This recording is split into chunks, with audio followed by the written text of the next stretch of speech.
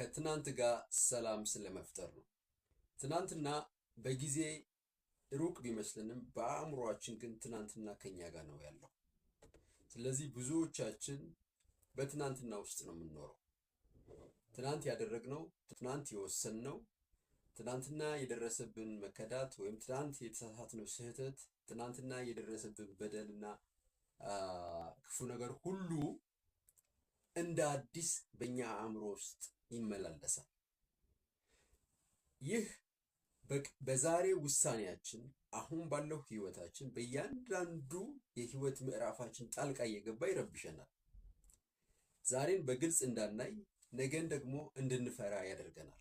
ስለዚህ ትናንትና በጣም ፓወርፉል የህይወታችንን ተስፋ የማጨለም የማቀጨጭ፣ በህይወታችን ደስተኛ ስኬታማና የምንፈልገውን እንዳንሆን ይገድበናል። ስለዚህ ትናንትና በጣም ትልቅ ኃይል ያለው ፎርስ ነው ማለት ነው። ትናንትና ህይወታችን ላይ የቀደመው ህይወታችን ላይ ያለው ማንነታችን በዛሬው ማንነታችን ላይ ጣልቃ ስለሚገባ ከትናንትና ሰላም መፍጠር በጣም ትልቅ ህክምና ወይም ነፃነት ነው ማለት ነው። ይህንን ለማድረግ ምን ማድረግ አለብን የሚሉትን በተወሰነ መንገድ እንይ። የመጀመሪያው ትናንትናና ዛሬ የሚገናኙት በሜሞሪ ነው። ዛሬ ከትናንትና ጋር በትዝታ ወይም በሜሞሪ ይገናኛሉ። ሁለተኛ፣ ዛሬ ምንም መሰረት የለውም፣ አዲስ ነው። አዲስ ህይወት ነው የምንጀምረው ዛሬ። ትናንትና ግን የተጠራቀመ ኃይል ነው።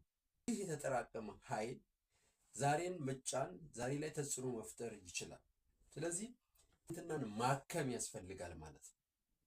ቁጭት፣ ንዴት፣ ብስጭት፣ ፍርሃት፣ በሽታ የሚመነጩት በአብዛኛው ከዛሬው ማንነታችን ወይም ከነገው ፍላጎታችን ሳይሆን ከትናንትናው ህይወታችን ነው።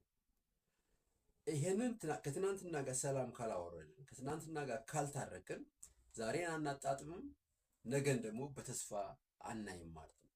ስለዚህ ትናንትና ማለት በጀርባችን የማናወርደውን ቦርሳ ተሸክሞ መሄድ ማለት ነው። በህይወታችን ሁልጊዜ አዝለነው የምንኖረው የችግር ቦርሳ ማለት ነው። ትናንትናን ለማለፍ፣ ከትናንትና ጋር ሰላም ለመፍጠር፣ ትናንትና ጋር ለመታረቅና ህይወታችንን አዲስ ለመጀመር የሚያስፈልጉን 3 መሰረታዊ ነገሮች አሉ። የመጀመሪያው መቀበል ነው። ትናንትና ምንም አይነት ውሳኔ ወስነን ቢሆን፣ ምንም አይነት ስህተት ቢሆን፣ ምንም አይነት ችግር ገጥሞን ቢሆን፣ ፈልገነው ወይም ሳንፈልገው በትናንትናው ማንነታችን ላይ ሆነን የወሰንነው ማንኛውም ነገር ዛሬ ልንቀይረው አንችልም። ይህ መሰረታዊ መቀበል። የትናንትና የሆነው ነገር ሆኗል። ዛሬ ላይ ቁጭ ብለን ትናንትናን መቀየር አንችልም። ለምን? አንደኛ ትናንትና ያንን ነገር ያደረግነው የወሰንነው በትናንትናው እውቀታችን፣ በትናንትናው ፍላጎታችን፣ በትናንትናው ማንነታችን ላይ ነው።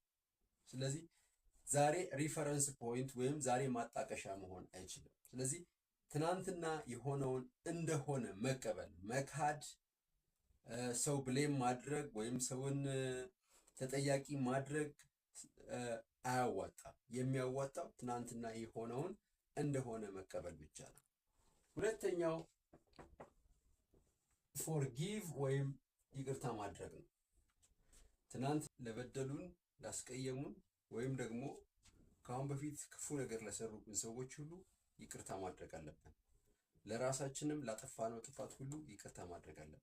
ምክንያቱም ይህ ቂም፣ በቀል፣ ንዴት ወይም ብስጭት በጣም ከባድ የሆኑ ኤነርጂዎች ናቸው። በሰውነታችን ውስጥ የሚቀመጡ ሰውነታችን አፌክት የሚያደርጉ ኤነርጂዎች ናቸው።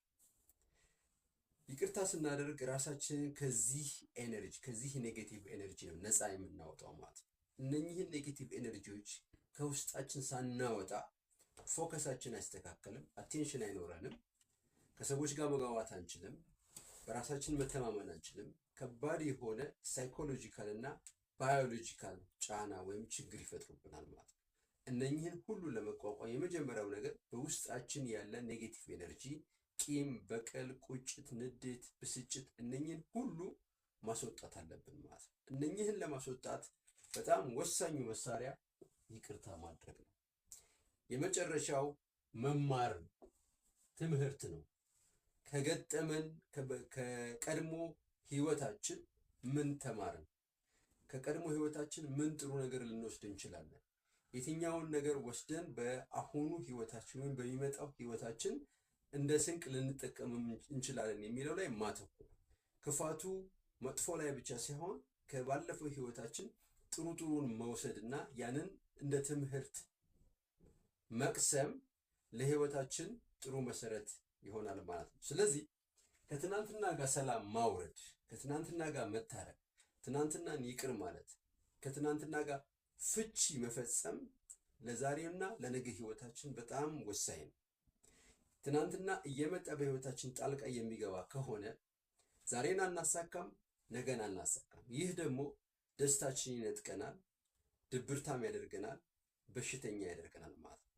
ስለዚህ ዛሬን በማታለል በመሸፋፈን በመካድ ከመኖር ትናንትናን ፌስ ማድረግ፣ ትናንትናን መቀበል፣ ትናንትናን ይቅርታ ማድረግ እና ከትናንትና ትምህርት ወስዶ መኖር የተሻለ ይሆናል።